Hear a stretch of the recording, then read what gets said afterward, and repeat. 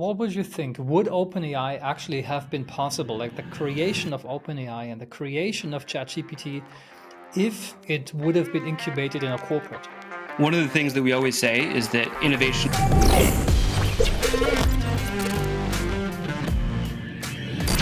Did you ever wonder why your product experiments are not moving the needle? Then this one might be for you. Because in this episode, I speak with Ben Haefle, the CEO of Lean Startup Co., about battle-tested lessons for new product development and innovation. Let's go.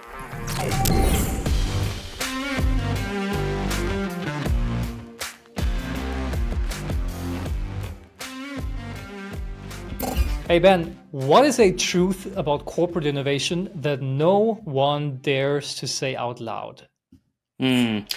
Great question. I would say that one of the things I've seen over the past maybe 5 to 10 years is that a lot of companies have limited their corporate innovation efforts, programs, towards maybe disruptive or Horizon 3 or transformational innovation. And that's really not done them a great deal of service, because what happens is you end up being in a situation where you say, hey, trust us, it's going to be great. 5 to 7 years from now, we're going to make a lot of money. And unfortunately, that's just not congruent with the way that most companies are run these days, especially with short-term, even quarterly pressure for return on capital. And so, I would say that one of the truths that people don't like to talk about, but I think is something that's really helpful, is that there's plenty of really meaty, good innovation work in the core. So core innovation, I don't know why it's got a bad name. It's really important to the company's strategy, the company's mission, and also it's actually riskier in a sense than disruptive transformational innovation, because if you make the wrong decision, if you target the wrong customer, you build the wrong product, you have the wrong business model, it's actually much more like near-term disastrous for the company, right? And we've seen a lot of those failures on your favorite news outlet, right? And so yeah. I really like core innovation, and I don't think it's dirty. I don't think it's it's not something to be avoided. It's actually where companies want and need help, and I've got numerous examples of where it's been helpful. Yeah, and we can walk through them. But to be honest, I think the reason why it's not that popular simply is because it doesn't sound very fancy. Yeah, core innovations maybe not as fancy as, I don't know, send us to Mars, or I don't know, launch a rocket, or do the next moonshot, 10x, 20x, you name it. Yeah. So that's probably why it's not as popular. But let's start with some of the basics. What is Lean Startup? Yeah, it's a great question. So, I mean, most people are familiar with the methodology. So build, measure, learn. And that's actually, it's actually implemented as learn, build, measure. So it's, what do we need to learn about this new opportunity that we don't know? So what are the things we don't know? And then what's the most minimal and yet still viable experiment we could build, not necessarily the product, and then go run that experiment and come back and say, do we know enough now? Do we have enough evidence or not? And if we don't, let's go through the loop again. So that's the method of build, measure, learn. A lot of people screw that up, by the way. And so, lots of kind of learnings and everything there. But it turns out there's actually, especially for corporate innovators, there's 5 other kind of critical elements to the Lean Startup framework. So strategy, what are we going to work on in the first place? And I'm sure we're going to cover a couple of examples in this episode where I'll just talk about how teams did really great work, but it wasn't aligned with strategy, so it didn't matter. Another one is milestones. How do you measure progress when you don't have sales yet? How do you measure progress when you don't have traditional accounting metrics? We used to call that innovation accounting, and still do in some cases. But what are the milestones you're going to apply to a portfolio of innovation initiatives? Another one is teams. Who's actually going to do the work? So it's not enough to just train some people and say, hey, if you want to, just go do some experiments. It's going to be great. You need actually to say, whose role is it? What percentage of their time is going to be dedicated to this? And then another key one, which I'd really like to cover in depth at some point on the episode, is governance. Who's holding people accountable for actually running experiments? Because if no one is, you'd be crazy to run experiments. You've got a day job, you've got cycle time that you're measured on, how fast can you get this thing out the door? And so measuring experiments is actually disincentivized in a lot of companies. kind of inadvertently. And if you don't have the right governance structure in place where you're actually saying, no, we want you to run experiments, the whole thing falls over. And then the last one is culture, which is something that you can design. And if you're not rewarding teams for the right behavior, even though you're asking them to do the right thing, but then they get punished for doing what you asked them to do, the whole thing falls over. So basically, final answer, it's a methodology, but also core elements of strategy, milestones, governance, teams, and culture. I think it's very interesting that you mentioned culture as point number 5, the last one. Maybe there is a reason for it. I will get to it throughout the episode. Yeah. Because I agree, it's something you can design and you can reward, people and teams for the right behavior, the right work. And but there is also a reason why maybe people are not used to it, because typically when you come from education, you get educated in school, in university, or through an MBA program whatsoever, you're basically rewarded for making not any mistakes, for not experimenting with things. So it's actually the opposite of what you might expect later, specifically in corporate life. You get punished for making mistakes all the time. Made one mistake, you got 1 point, 2 point deducted, and you have a less of a good outcome. So quite interesting. But let's dive in. That's really interesting. Strategy.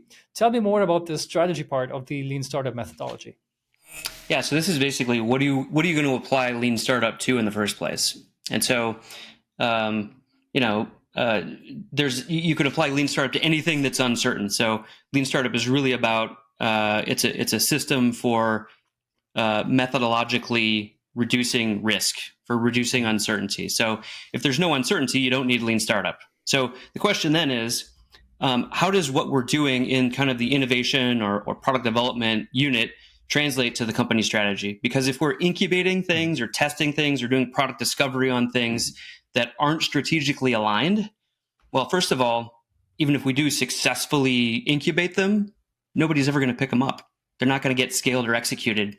And so we're just wasting our time. And this is not waste everybody's time startup, it's Lean Startup, right? And so we want to avoid waste.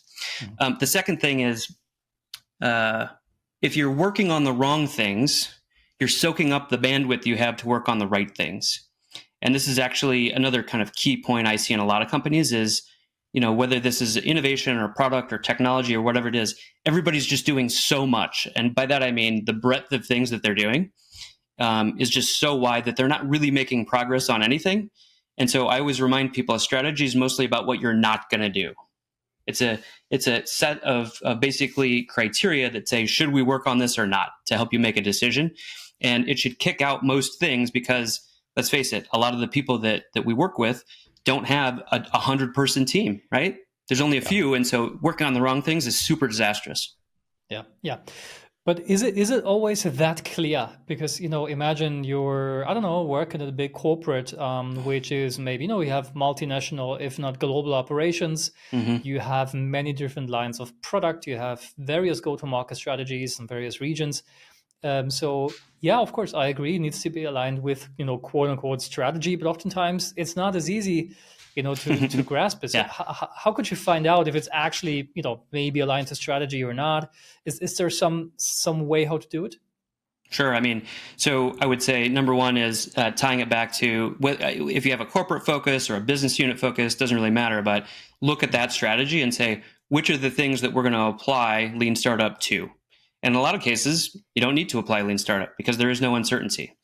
And so one of the things that we did at Caterpillar when I was there is we looked at the strategy and said, nope, we're not going to work on that strategic theme. Nope, not going to work on that one. We are going to work on this one, but only a slice of it. And then this other one over here, we're going to go after wholeheartedly. So when people came to us, we could just show them our strategy and say, sorry, it's nothing personal. It's just that's not what we do. And so our apologies. And we try to direct them to some other resource that could help them. Yeah, that makes perfect sense. What do you think, many get this entire thing wrong? Do they already get it wrong at the strategy part, or maybe even later when it comes to milestones or teams? What's your experience? Yeah, I think, of those 6 elements, it's hard to say because by the way, you can't make independent decisions on all 6. It has to be a cohesive whole, and making a decision on one affects the other 5. But I would say the ones that are the most prevalent, perhaps, are the governance strategy, and then closely followed by milestones. I mean, understanding how to do build, measure, learn, you can do a workshop and figure that out pretty quick, right? But those other things take time. Fair. Yeah, very fair. Okay, strategy understood. Now, milestones. You hit a very, very sensitive point here because, how do you measure progress when you haven't sales yet? Yes, there is books and even methodologies around innovation accounting. There is even, methodologies on metered funding. So, the further out you get, the more budget you become. But then again, how do you measure progress in certain stages throughout the entire funnel or the life cycle? And is it always that obvious? I mean, you could be a CPG company, but you can also be a defense company, which probably doesn't use lean startup too often. Maybe they do, maybe they don't, I don't know. But how do you do this? So there is no sales, okay, but what are some of the KPIs that show progress along the way? So we actually, we have some general principles that I'll share, and actually a big part of our business is customizing milestones for companies based on their specific needs. But I would say, let's use two lenses. So number one is if you look at all the canvases out there and all the methodologies and all the whatever, there's a basic underlying order of operations for all of them. And so the first one is, do we really understand enough about the customer and the problem that we're solving, and whether or not that problem is impactful to solve, even in the absence of our solution, right? Is it a really important problem or not? Is there enough pain there? So I would say early milestones should really focus on understanding the customer and their problems and needs and how important it is. A next kind of set of milestones is all around how we're going to address that problem or need. So how do we propose to address that with a product or a service or an offering or a business or even a feature on an existing product? What's our proposal, and do we have evidence that there's a there in terms of how that actually is going to solve that customer problem? A third kind of set of milestones is around go-to-market strategy, which is we've got early product market fit. We found some nerdy early adopters who really like our product and it solves an important problem, but can we cross the chasm? Can we actually get the word out with marketing, distribution, revenue models, all the things that are part of a good go-to-market strategy? And then the last set is kind of all the other things left in the business model. And so every time I've read a book or looked around, I mean, those general order of operations are there. And if you try to skip one, you get yourself in trouble because you're trying to answer, for example, a product milestone question when you don't even know who the customer is. It's impossible. How could you design a product if you don't know what problem you're solving? And so that general order of operations is something that we weave into a lot of the milestones. And then desirability, feasibility, and viability are really important as well. Big companies especially tend to over-index on feasibility and viability too early before they even know if there's a problem to solve or if they can solve it in a way that a customer wants. So all those things are kind of interwoven, but I'd say those are the two lenses: the order of operations and desirability, feasibility, viability. Those are the things that we're kind of weaving in as we build milestones for companies. And obviously this is all connected. But what I was thinking, I don't know, in the recent year or two, because I agree. Do we have enough information about the problem to solve is a very important question because as you say, how could you design a product if you don't know what problem you're solving? But what would OpenAI have answered to this? I mean, what customer problem, what pain point do they actually solve? Or is that a completely different type of innovation? Wow. I mean, it solves so many problems, right? I think that's what's so great about it. And so I think that we're seeing and we're helping our clients to use AI to just speed up, build, measure, learn, speed up getting through the milestones. So that it used to be a little bit onerous in some cases. Well, now it feels onerous given where we were 10 years ago, right? But it's just, how do you design an experiment? How do I get my assumptions out there? Even how do I build, an instrument or some sort of a prototype complete with analytics? Okay, that's going to take, 4 weeks and we're going to have to involve. No, you can just do it like now, like right now. And so I would say that AI is really helping to kind of speed up, build, measure, learn, and help accelerate progress through the milestones. Yeah, and what would you think? Would OpenAI actually have been possible, like the creation of OpenAI and the creation of ChatGPT, Yeah. if it would have been incubated in a corporate? Because I believe that in the very beginning of It's OpenAI interesting. and the models they created, I'm not sure if they actually had a specific problem and a customer problem in mind that they would want to solve. I from observation, it feels like this was much more a technology push innovation. They Hmm. put it out there and then, yeah, let's find some use cases. Let's find some problems that we can solve with it. But I Yeah. don't know which customer asked for ChatGPT. Oh, I love that question. So, one of the things that we always say is that innovation is not asking customers what they want and then doing that. And so, one of the things I frequently do at our workshops is, and our audience can do it now as long as you're not driving, right? But like, look at your desk. Just look around at all this stuff. Did you know to ask for any of this stuff? I certainly didn't.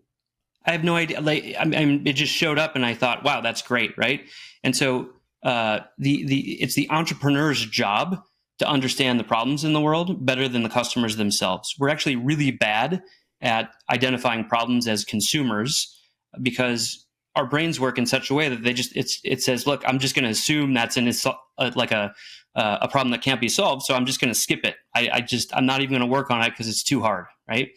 So I would say most of the innovations that the companies we're working with on, it's not going out and asking customers what they want. Sometimes that can be useful, but it's certainly not a main thing, right? It's actually understanding the problem to be solved better than any customer could, and then offering a solution that they never expected. Yeah, it is those unsolved or uncovered, not yet uncovered customer needs, customer problems. That's a great answer.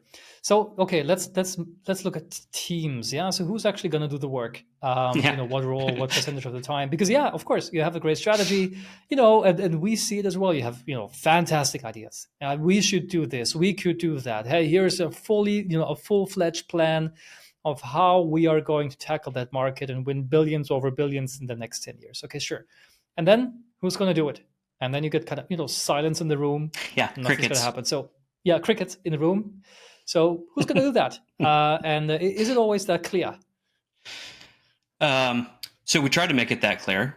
So part of our job is to make sure that people know that there's these kind of 6 things that they need to make explicit decisions on, because if they don't, 2-3 years from now, they're going to be like, how come we're not making any progress, right?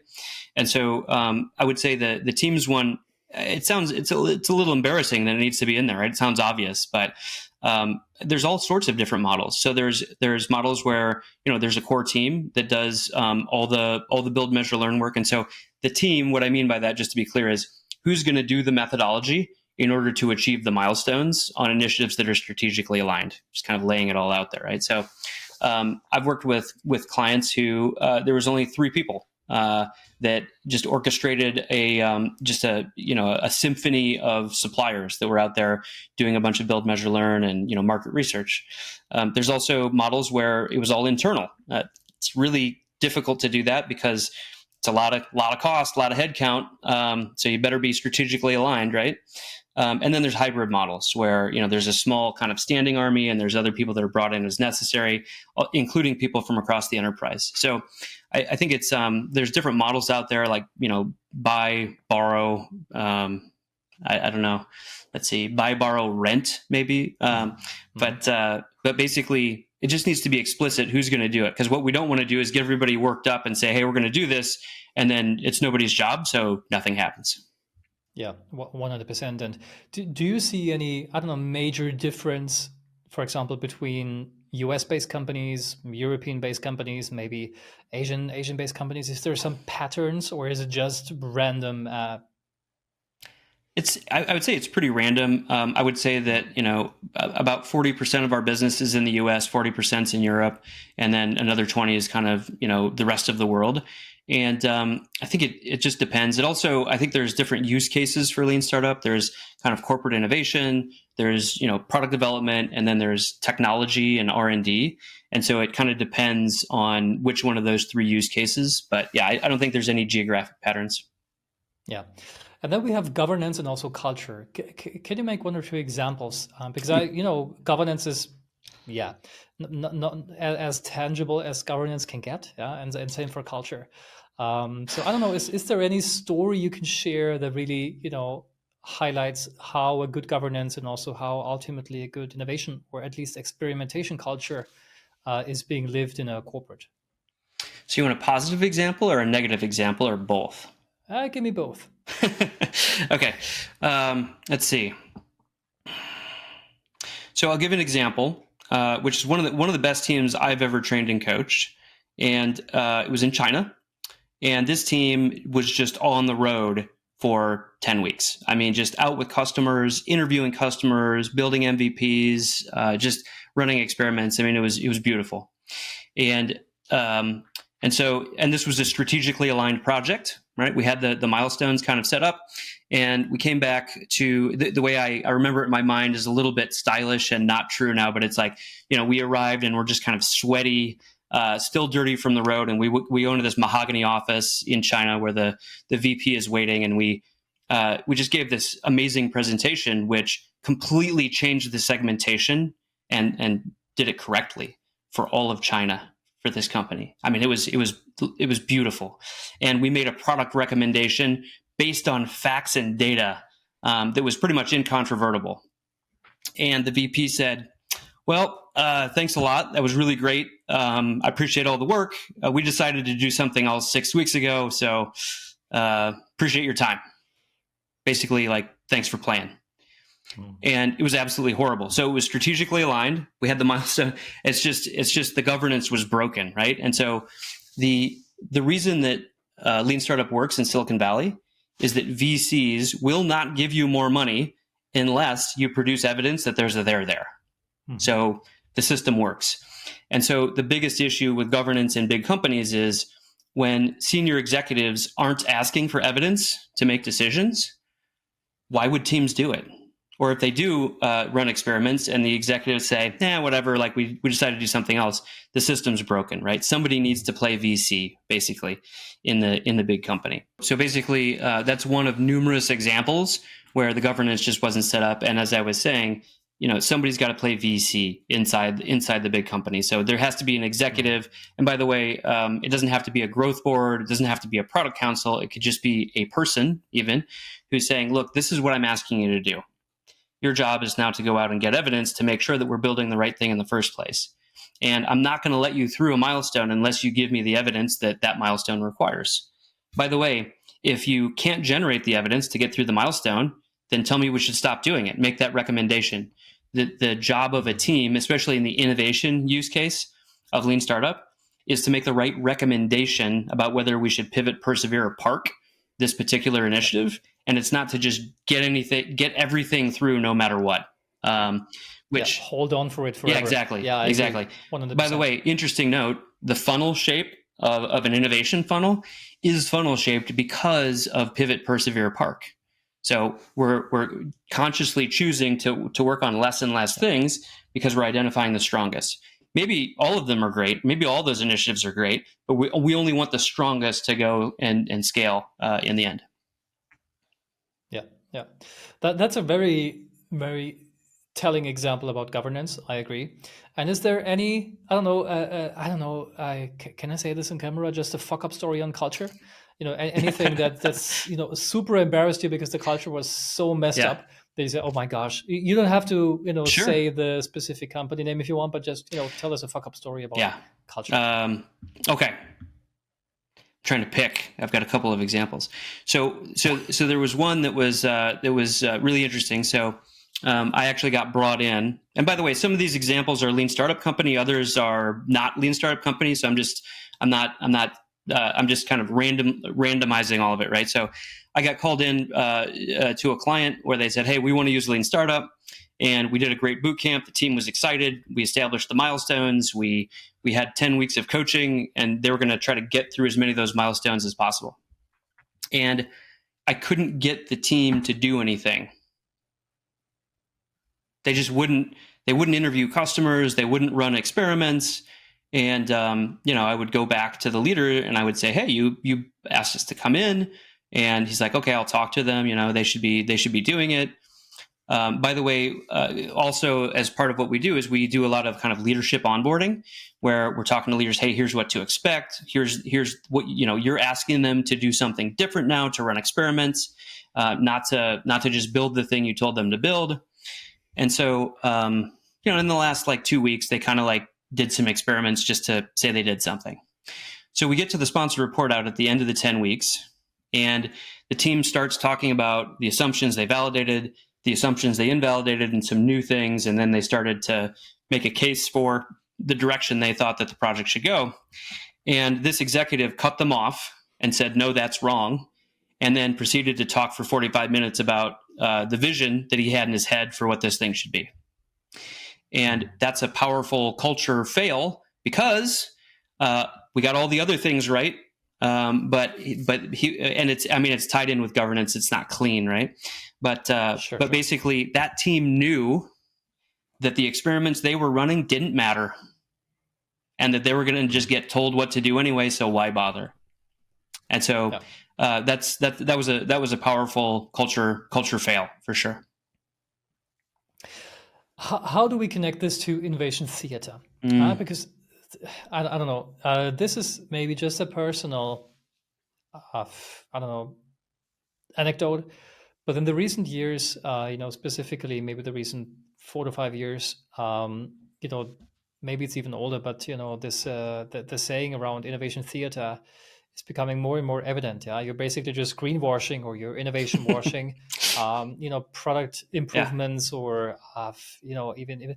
And there is a saying, at least in the community that we serve with our clients and partners, and anybody else, that the more often you read the word innovation on a corporate website, the less actual innovation activity you have, and the more innovation theater you have. Yeah, if you can read it on the homepage, on the landing page of a corporate, it smells. It smells like, oh yeah, innovation theater. We're just putting it out there. I love it. Whereas there is a few other companies, take maybe SpaceX, or even Tesla, who are really innovating, and I don't know how often they claim to be the innovation kings and queens on their corporate material. Yeah. So what do you see? Is the stuff that looks like progress, but that's actually not? How can teams avoid falling into that trap? Yeah. I think the definition of innovation theater might have changed over the last 10 years. So, when I first got officially into this game, I had a role in it, and I just wasn't doing it on nights and weekends. The innovation theater was basically anyone from Silicon Valley who could wear, sandals and a blazer on stage would get paid lots of money to talk about innovation. And so those days are long gone, and rightfully so, because that wasn't creating any value.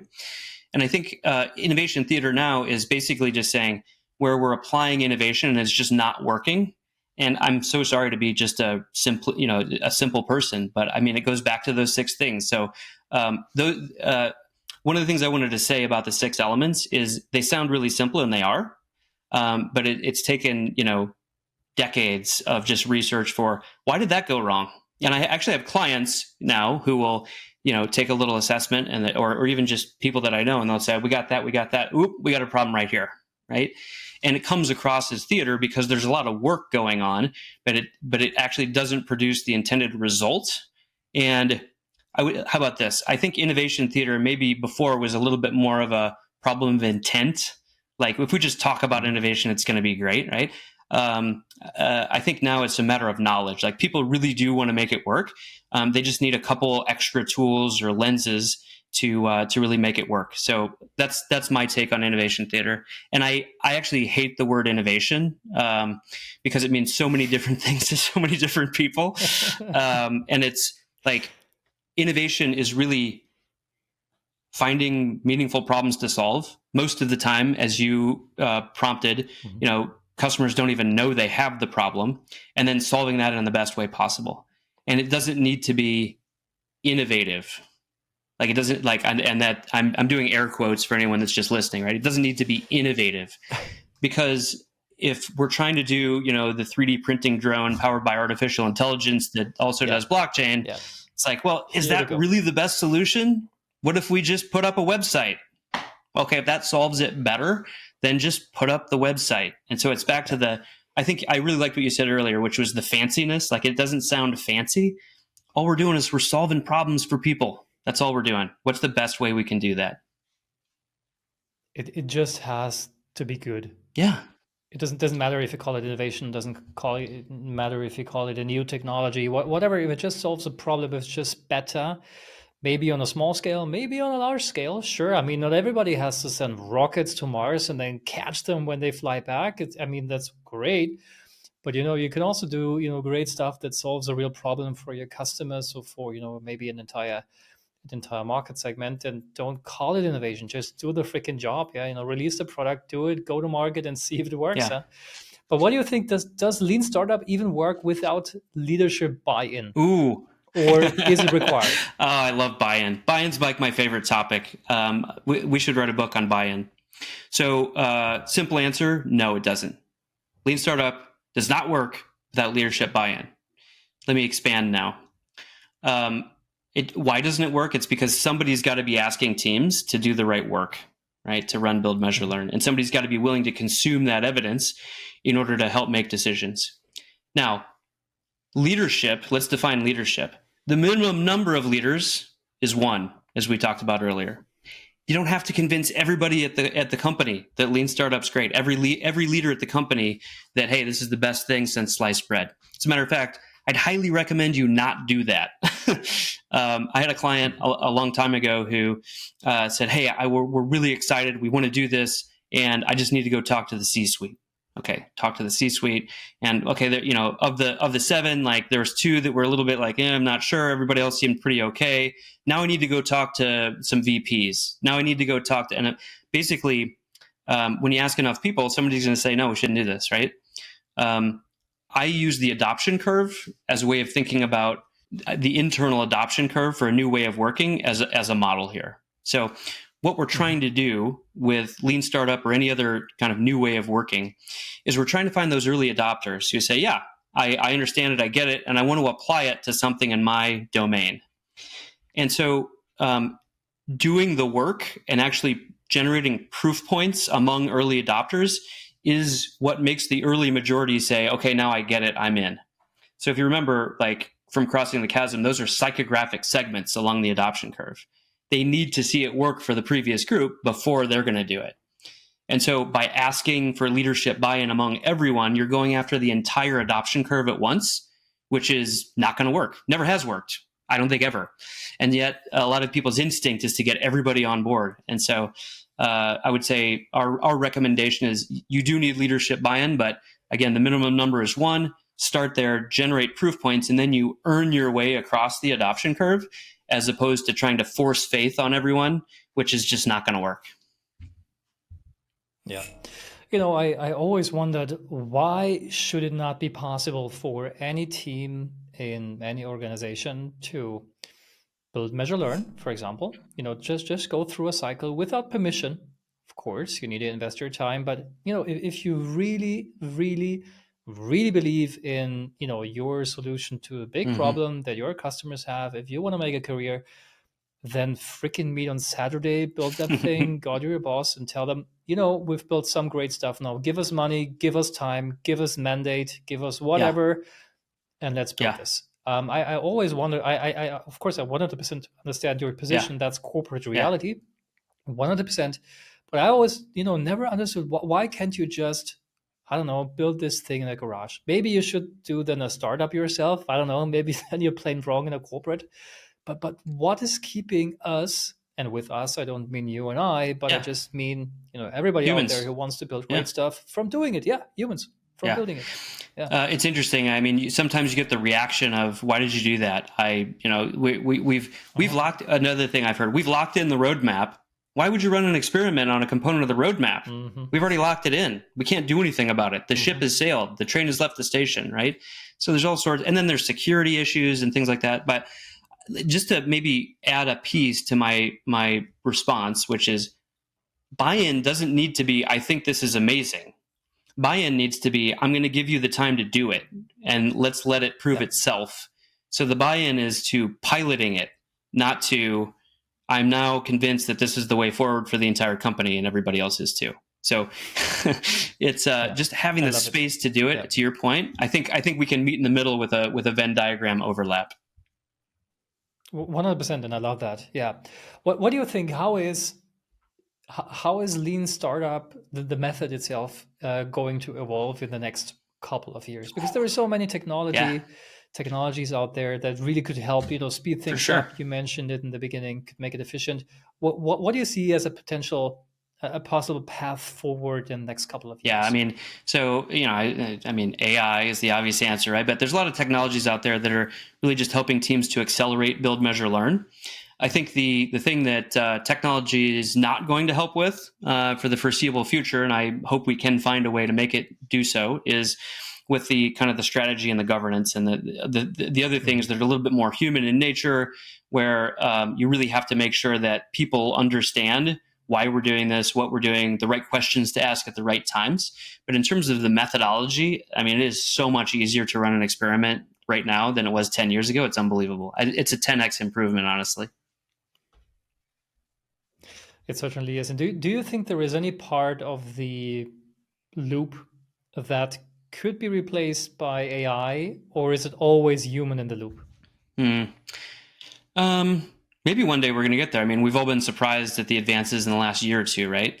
For right now, I would say, human in the loop, even if it's just for a couple minutes. And so it's back to, what are the key assumptions here? A lot of the times you're going to get the key assumptions that are kind of generally true from AI, and then you can you can look at those and say, okay, what are the specific things in my case that I would add? Okay, now let's prioritize those. What are the leap of faith assumptions?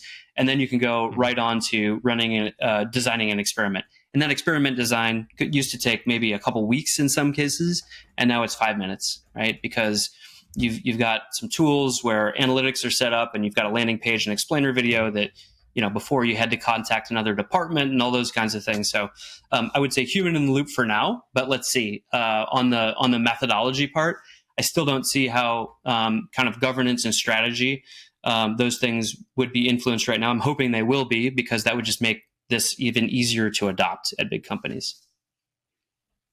I agree. And Ben, that was really great. I could go on for hours. Is there anything I forgot to ask you? Okay. So I guess one of the things that we've talked about a few times, we've said experiments. And I think that there's a little bit of confusion out there about what an experiment is. And so we've really simplified what an experiment is down to some essential parts. So I wanted to share that with everybody listening. So an experiment is an if-then statement, which basically says, if we do this thing, then customers will say or do something in response. So we're making a prediction. We actually want to get really specific about how many people are going to say that out of the total number, how many people are going to do that before we run it, because we don't want to have hindsight bias where we look back and say, well, one person out of 100 said that they liked it. And so I think that's pretty good, don't you? So we want to define it ahead of time. And there are really three components to an experiment. There's the instrument, which is the thing that you're applying to the human. There's a channel, which is the way in which you're applying that to the human, that instrument to the human. And then there's the call to action, which is what you're asking them to say or do in response to the instrument. And there's a lot of books out there, good ones, mind you, that just kind of mix all that up. And so we've just simplified it down to instrument, channel, call to action, just really simple. And so then the if-then statement is, if we apply this instrument through this channel to these humans, then X number will take this call to action. And so just getting really crisp, and also designing the if-then statement to test specific assumptions. So we have an experiment design card where all this stuff is on there, and there's, sometimes the assumptions at the top are blank. And I'll say to the team, how could you design an experiment if you don't know what you're testing? It's impossible. And so just that kind of art and science of experiment design is something that we've really honed, over the past 10 years. Understood. And you must have been working with thousands, if not, a couple of thousands experiments over the years, and hundreds of teams. Is there anything you can kind of distill from the work with hundreds of companies throughout the years? One of the things that we actually are pretty proud about is what we call the strength of evidence curve, which I'm sure most of the people here have said, yeah, I've seen something like that where there's experiments on the bottom like interviews and then an explainer video and then a Wizard of Oz, and it's like as the experiment gets a little bit more high fidelity, that's the higher strength of evidence. Turns out that's actually wrong, because it's the call to action that is the thing that is the determinant of the strength of evidence. And so it's the type of experiment is like pretty much right, but it's actually the call to action. So if I do a Wizard of Oz experiment where I'm simulating this experience and everyone thinks it's working, but it's actually not, and we're behind the scenes, pulling the levers and pushing the buttons, and then at the end we say, "Did you like it?" That's just verbal response, right? That's a really low strength of evidence call to action. Tell us if you liked it or not, even though it was Wizard of Oz. And so we've just distilled the fact that the strength of evidence is actually the call to action. And so, verbal response, what people say, is a lot weaker than, hey, do a pre-order now, enter your credit card information, or sign up to be a candidate in the pilot program, or, register here, or meet with us. One of my favorites, meet with us at 4:00 on Friday if you want to know about this, right? It's really inconvenient. And so that strength of evidence curve is kind of how onerous is the call to action. That's something that we've, really distilled over the last, several years. So looking back, what is a piece of advice that you wish someone had given you at the start of your journey? Piece of advice, I think it would come back to the core versus, disruptive innovation. When I first got my kind of corporate innovation job at Caterpillar, 10 years ago, there's a lot of the chart, and it kind of people argue about where it came from, but it was the core adjacent transformational, like semicircles coming out from the origin on the top right quadrant. And it was, hey, we've got this core thing covered, and so you need to work on adjacent and transformational. Horrible advice. And so I wish someone would have said, no, go in and really make sure you're helping the core businesses make decisions that are strategically aligned. You want to be indispensable to those core businesses. So when there's a stock price event or the CEO changes or all the things that happen, right, there's some sort of an economic shock, and they say, well, we got to do some layoffs around here. The business unit say, okay, but do not get rid of those innovation people or those product people, because they've really helped us over the years to make strategically aligned decisions. Yeah, this is a great piece of advice to anyone in the innovation community out there. Maybe we should listen to this on repeat for a couple of weeks and then see what happens. And Ben, before this conversation ends, there is a new tradition on this podcast where my previous guest leaves a question for my next guest without knowing who my next guest is going to be, and also without knowing what we are going to talk about. So there is a question for you. And the question is, do you personally believe that AI will ever replace the need for human creativity? The need, not the application, but the need for human creativity. The need for human creativity. Well, I mean, AI can be quite creative, right? But I think one of the things that about it is that AI is leveling the playing field. And so I think we still do need, I know we still do need human creativity, because with everybody, as long as we're equally as good at prompt engineering, which is obviously not the case, but let's assume that we are, then that means everybody has access to the same creativity. And so we still need humans in the loop to say, okay, that's really great. And we've all done this, right? We get an AI response for that. That's good. I got the next thing on that, in that chain of thought. And so, yeah, I think we're always going to need human creativity. Understood. And that's it for this episode. Ben, thank you so much for being my guest. It was a pleasure to listen to you. Thanks for being my guest. Thank you so much. It was fun. And to our listeners, if you have not subscribed yet, then please go ahead and do so. It is a small thing to do, and it will help us continue to make the show better and better. So if you haven't subscribed yet, feel free to do so. It doesn't cost you a dime. Thanks for being here. Take care, and bye-bye.